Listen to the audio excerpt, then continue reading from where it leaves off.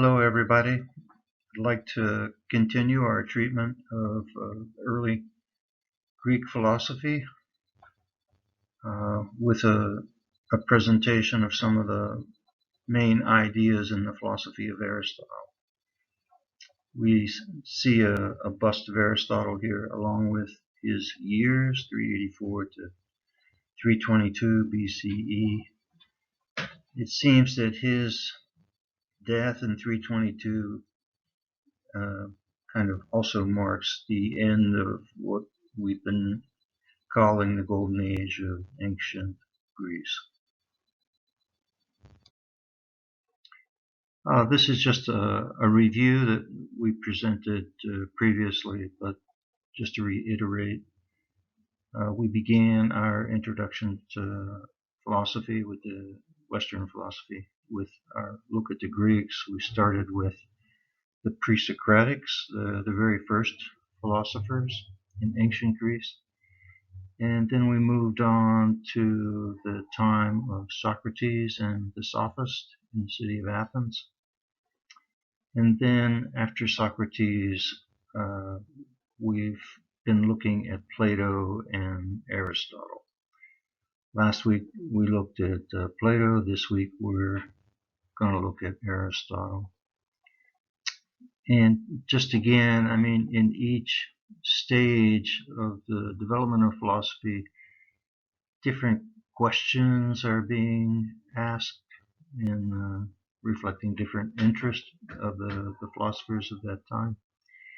And the first philosophers, we said, were doing what we called natural philosophy, explorations, trying to explain the natural world, trying to identify the basic elements and trying to explain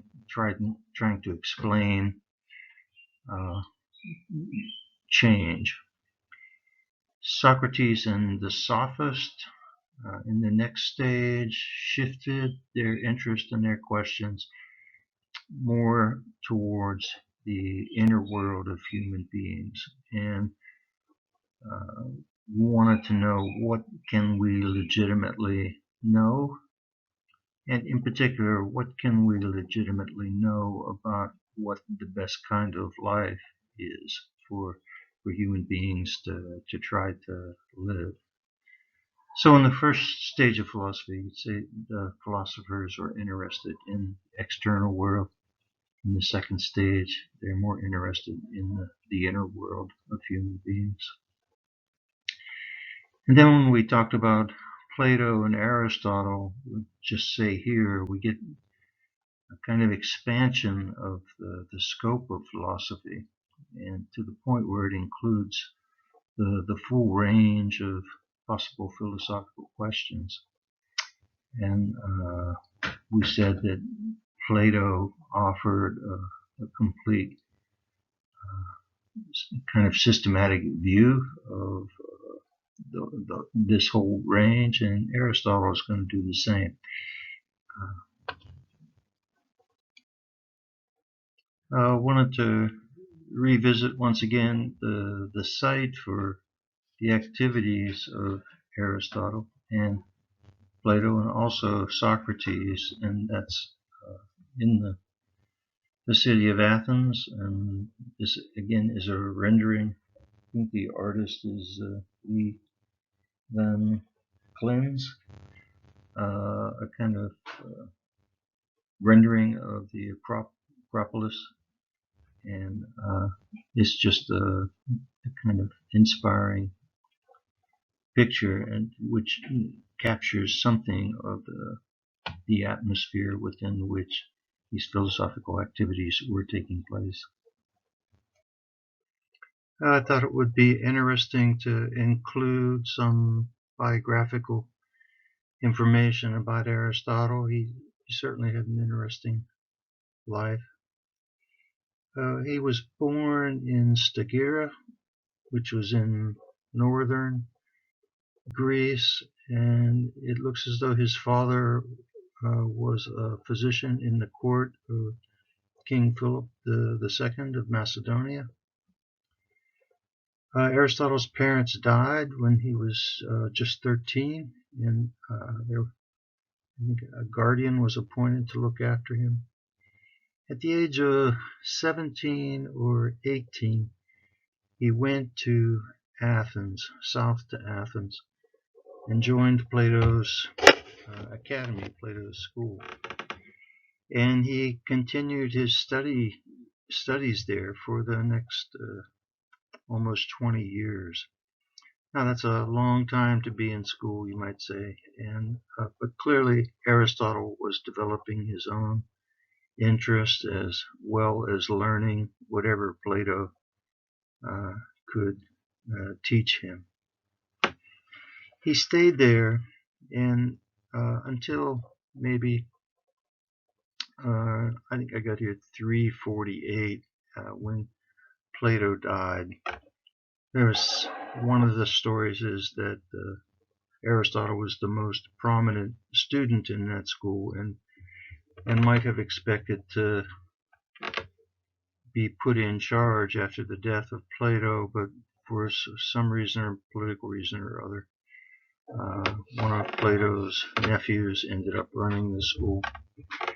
In any case, Aristotle left Athens. He'd been invited to go back to Macedonia by King Philip and tutor the young prince, Prince Alexander, who would later become Alexander the Great, one of the first world conquerors, you would say.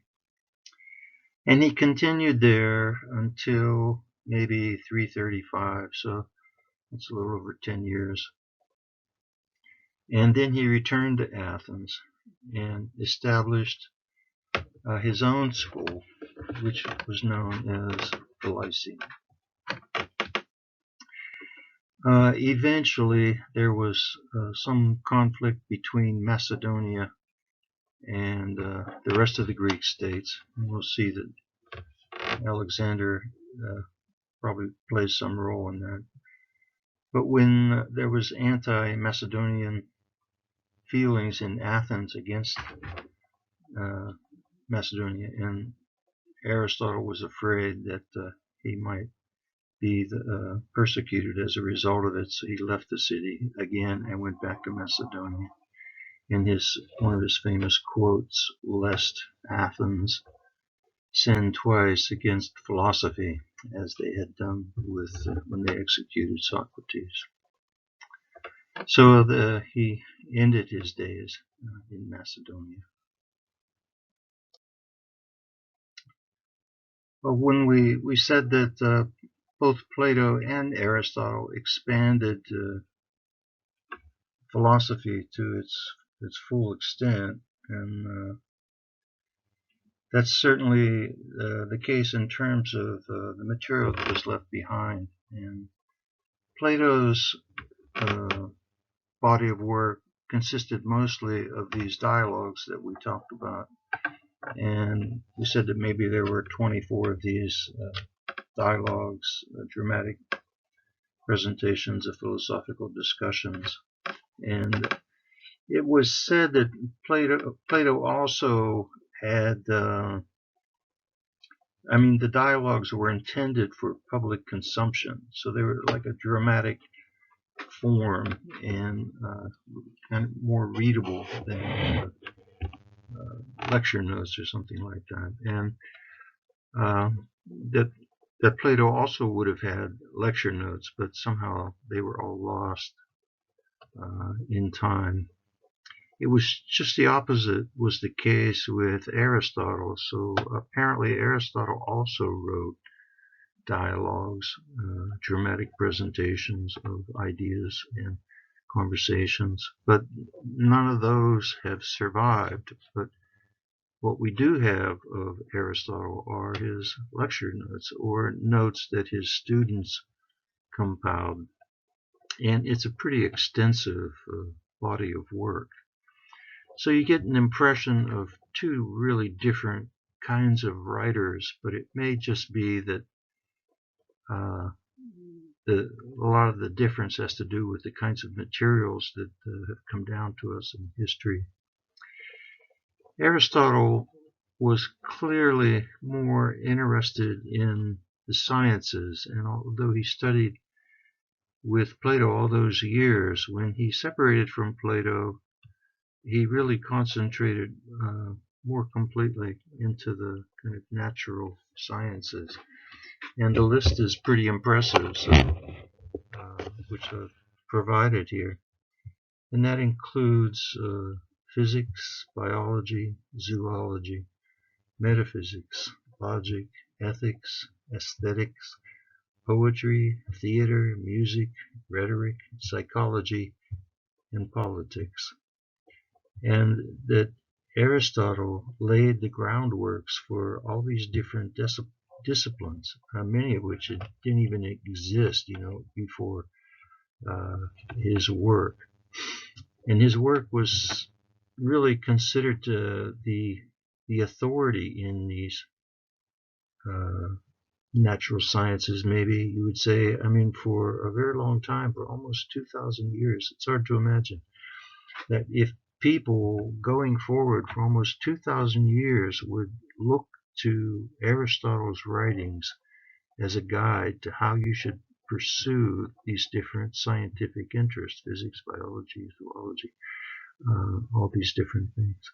It wasn't until the scientific revolution, the Renaissance scientific revolution, maybe Protestant Reformation and so forth, that the Aristotelian way of doing science was replaced by more modern approaches to science. So it's a pretty impressive legacy. I'd asked the class to watch a video on Raphael's School of Athens, the Renaissance painter, and famous mural in the Vatican. I think it was a smart history video, and that video provided a pretty good way of contrasting who Plato was and who Aristotle was, and how their philosophies differed from each other. So in a way, they really give us two different alternatives on how to think about things. And so it's interesting to contrast them.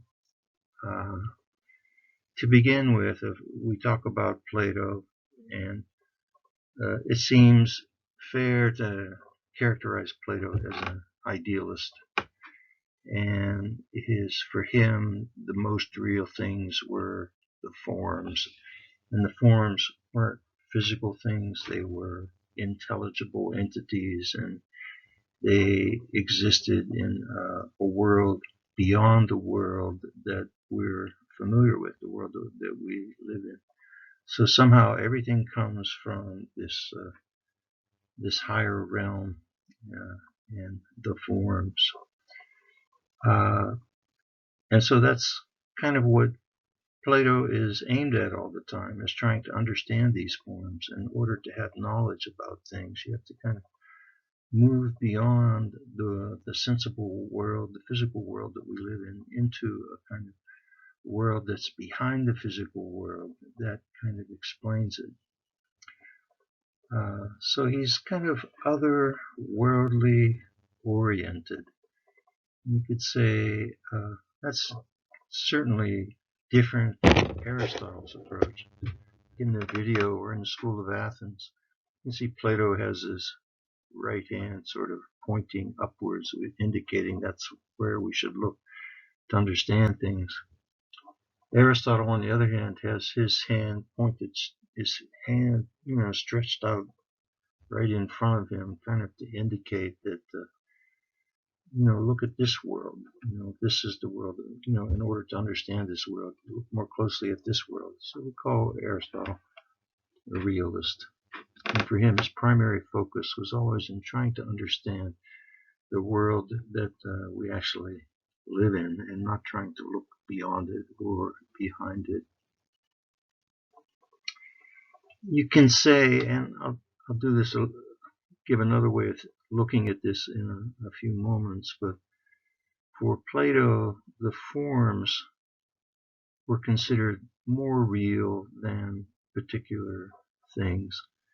In our last video, we showed we tried to illustrate the Plato's divided line and say that there's kind of hierarchy of being from the lowest kinds of things to the highest kinds of things.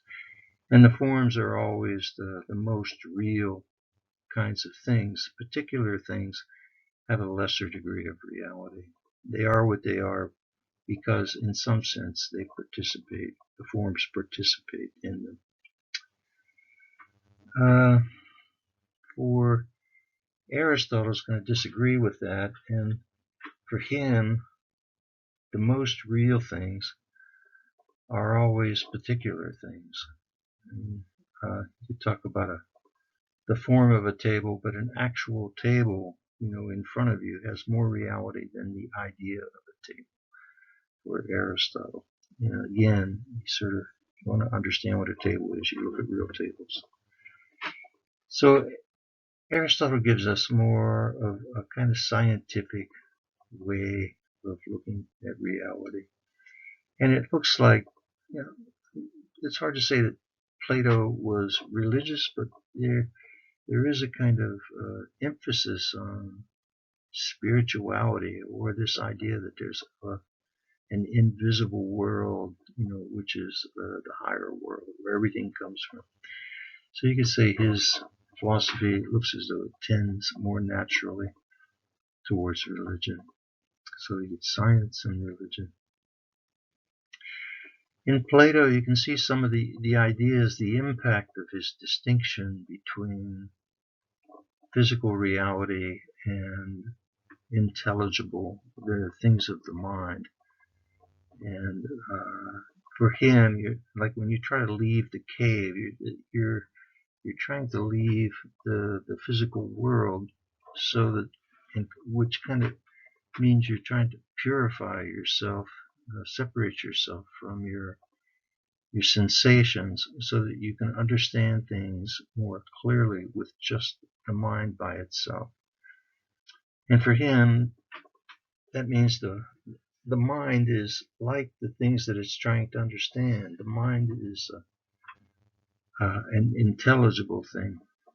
And just as the forms can exist separately from the real things, from the actual things, so the soul in a human being can also exist separately from its bodily dwelling. You can see the consequences of that. That means, these ideas of the immortality of the soul, or the soul might live on after the death of the body. That seems to be part and parcel of Plato's way of looking at reality. In Aristotle, it's a little more complicated. For Aristotle is going to say that all real things, all particular things, and human beings too, are like composites. Yeah, body and soul, they kind of go together, but they can't exist. You could say a body might exist without a soul, but you would say that a soul, it doesn't appear as though a soul can exist unless it's combined with a body.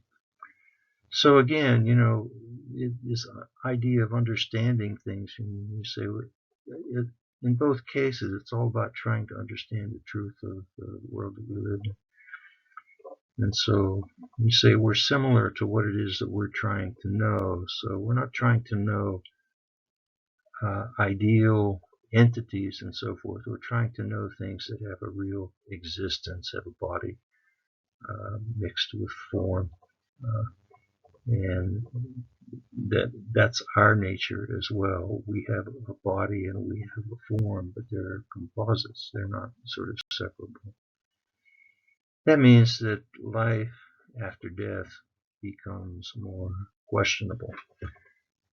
I can't swear that Aristotle ever says definitely that there's nothing lives on after the death of the body, but it certainly seems more difficult to arrive at. I don't want. It's easy to draw all the contrast, and we do it all the time. The differences between Plato and Aristotle, but I think you should also acknowledge the extent of the agreement between them. I mean, Aristotle was definitely influenced by Plato and his ideas. He didn't agree with the forms and ideas like that, but the way of doing philosophy, the way of trying to live rationally, and the ideal of having a kind of contemplative sort of life, that was the best kind of life that a human being could have. The life of the mind was more important than anything else. And you could say ultimately the life of philosophy. Both Plato and Aristotle would have agreed on those points. And so they didn't disagree on everything, although they disagreed on a number of things. A lot of the differences between Plato and Aristotle seem to revolve around differences in how you think about forms. And so this is another way of pursuing that a little bit better. One of the kind of famous things in Aristotle is his critique of Plato's theory of forms. It's not, some academics would say it's not clear that Plato, throughout the entire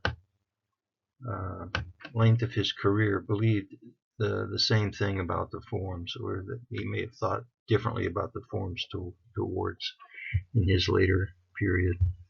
But that we don't know about. We just have what has been presented to us in most of the dialogues. But Aristotle was very sort of keen, kind of critical, analytic mind. So for him, the first criticism he leveled against Plato in the theory of forms was, he said that Plato never really explained the relationship between the forms of things and particular things. So you're talking about an intelligible form, and somehow it's related to particular things that are named after that form, like beautiful thing and the idea of the form of beauty itself. Plato uses the term participation, but Aristotle points out that that's a nice term, but it doesn't really explain how an intelligible thing, a thing without any bodily existence, can be related to something which has a bodily existence. So participation, just to give a good name to something, doesn't really explain the basis of the relationship. We'll look at this. There's an example on our next page that we'll visit after this list. So that's one thing. He never thought that Plato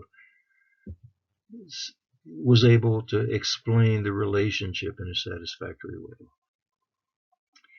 Secondly, and this is pretty key for Aristotle, is that all this emphasis on forms and trying to understand the forms of things makes it difficult to appreciate sort of concrete reality.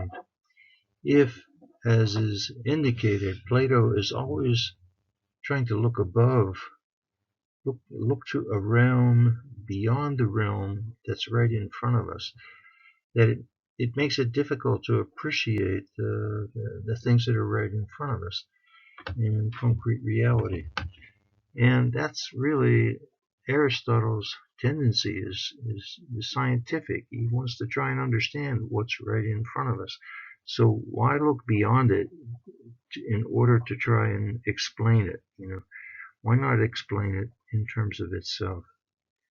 So Plato, looking above all the time, sort of kind of blinds him to the world which is right in front of us. It's kind of like thinking about being focused on the kingdom of heaven, the perfect realm that you might get to after you die, and you don't enjoy the world which is right in front of you while you're still alive. Lastly, and this is also a significant point for Aristotle, is that the forms, although they might explain something about how we talk about things, and say that it's useful to understand the idea of beauty when you're referring to beautiful things and so on. But one thing that the forms don't explain is how things change. So you can say there's a beautiful person, a beautiful flower, or a beautiful sunset, and so forth. But the form doesn't account for the fact that something becomes beautiful and then it loses its beauty. So, and that's sort of our reality is changing in front of us all the time. And the forms don't seem to help us very much in explaining the world of change. Here I'd like to revisit this image that we used in our Plato presentation, which was intended to represent the relationship between the ideal form of beauty and particular beautiful things. We still have the same images, most of the same images. We have what we thought of as a beautiful sunset, a beautiful flower, an orchid, and an image of Venus provided by Botticelli. This can give us, looking at this, can give us a way of contrasting, developing the contrast between Plato and Aristotle in terms of how they see this same relationship. We could say that what Aristotle does is really a little startling. He actually turns Plato upside down on his head virtually. Aristotle sees this relationship in almost an entirely opposite way to the way Plato sees it. If we remember, for Plato, the form of beauty is really the most real of all things. It's a kind of an eternal truth. It's timeless. You could say that beautiful things, they're always changing, but the idea of beauty itself doesn't change. And so therefore, if you want to have knowledge, you want to have knowledge of that which is, and that which has pure being, and that would be something like the form of beauty. So that's what Plato is after, knowledge of the ideal form in order to explain the particular things. Particular things, on the other hand, are always in the process of becoming, always changing, so the best that you can get from them in terms of knowledge is just opinions. In terms of the cave allegory, you could say that beautiful things might exist in the cave, but the idea of beauty itself is outside the cave. It's an intelligible entity. And really that's why we try to ascend out of the cave, so that we can get to the level of understanding or seeing what the pure form of beauty itself is, which would then explain the things inside the cave. Aristotle sees this in just about the opposite way, and for him, the most real things are the particular things.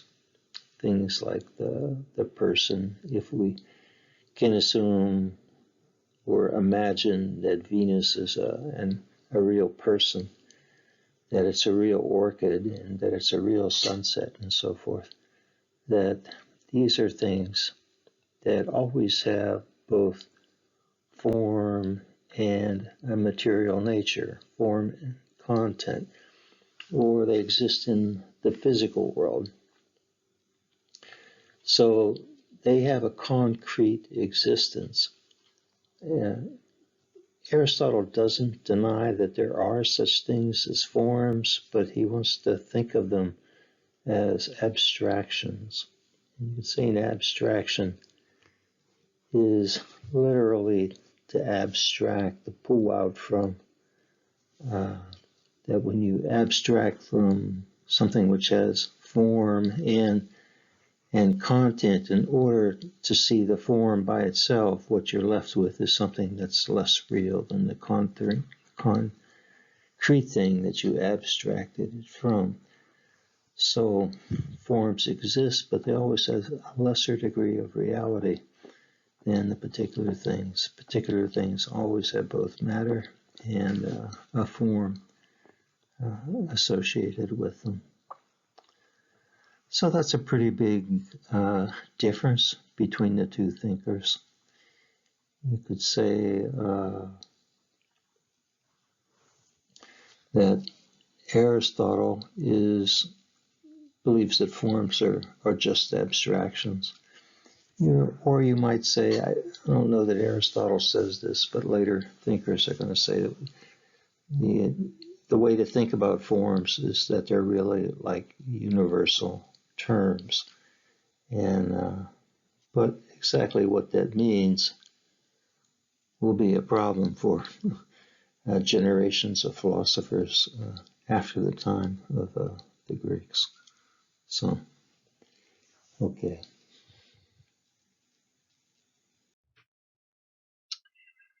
Aristotle's way of trying to understand what the truth of things was pretty different from Plato's.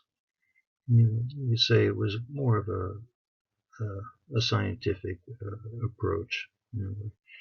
For Aristotle, and before you could say that you understood something or some particular thing, he felt that you should be able to identify all the different senses in which that thing is caused.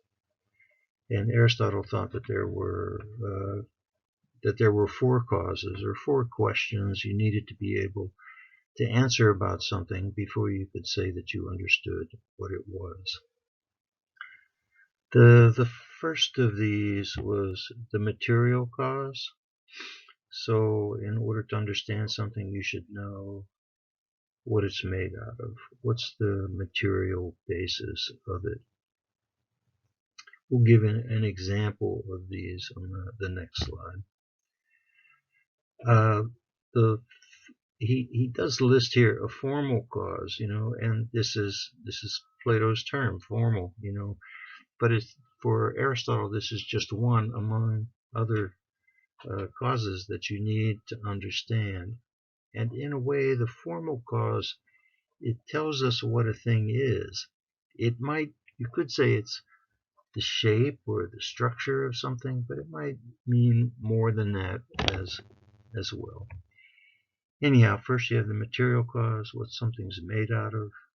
Second, you have a formal cause, which identifies what a thing is.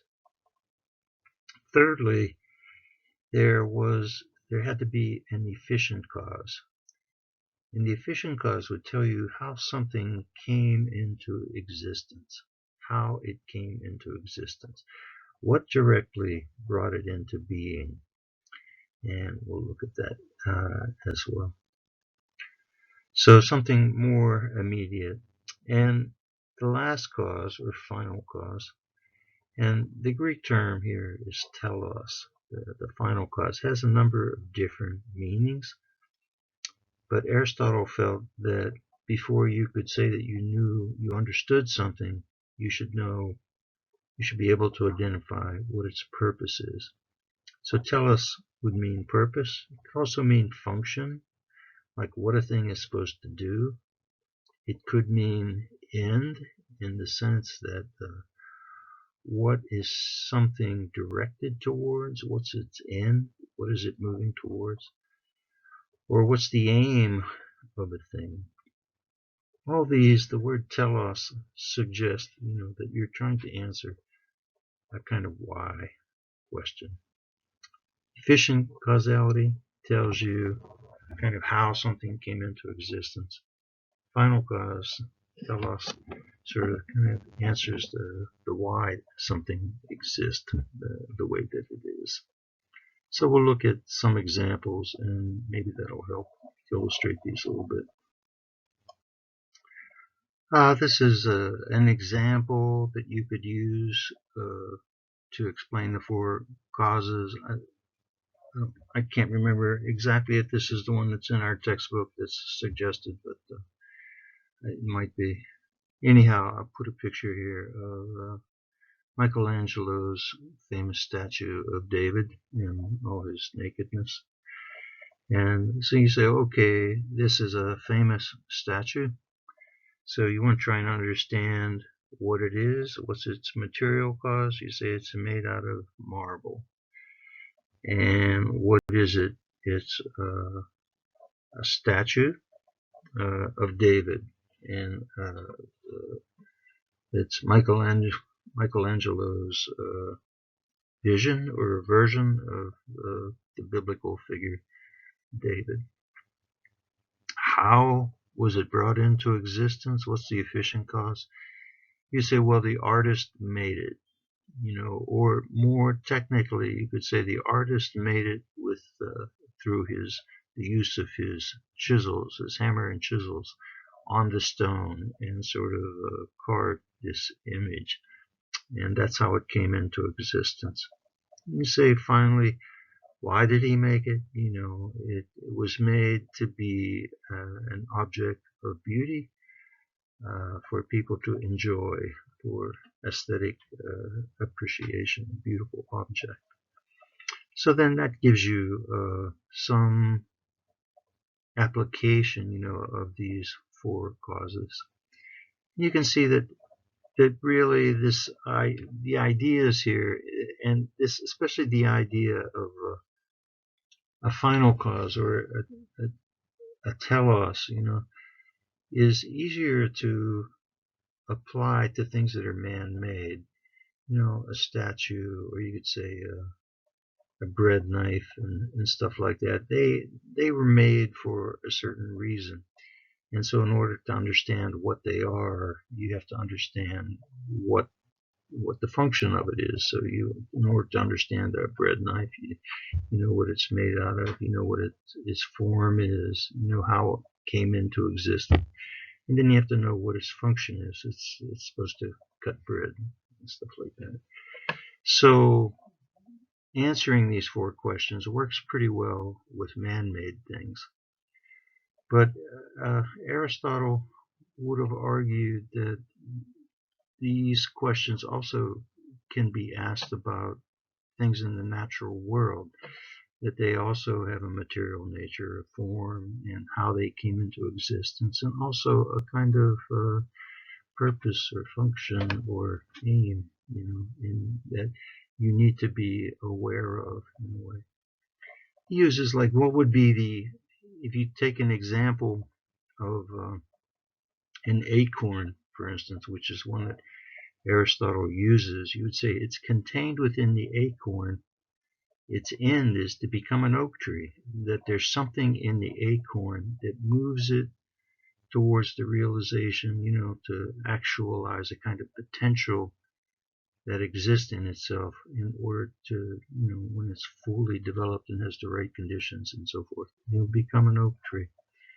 So Aristotle believed that in everything there's something within its nature that you need to be aware of in order to understand sort of what it is. Just like you could say a boy is potentially a man. I mean, a boy is a boy, but he's on the way to becoming a man. So you need to be aware. In order to understand what a boy is, you have to understand not only his material and his form, and how he came into existence, from his parents and so forth, but what he's aiming at, or what his end is, to become a fully developed human being.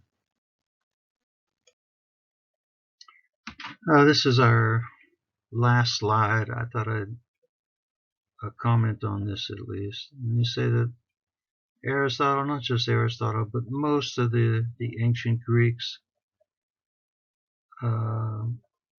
assumed that there were natural purposes, that everything had a natural purpose. So you can say it's a teleological assumption that everything in nature is what it is because it fits in with other things, or it has a sort of natural function, a reason why it is what it is.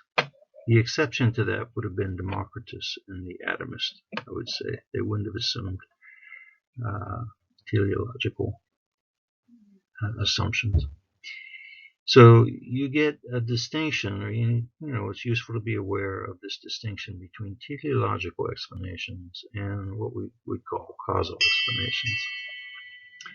Teleological explanations assume that everything has a purpose within its nature, or that it is what it is because it has a job to do, a natural function, or something that it aims at, in order to be.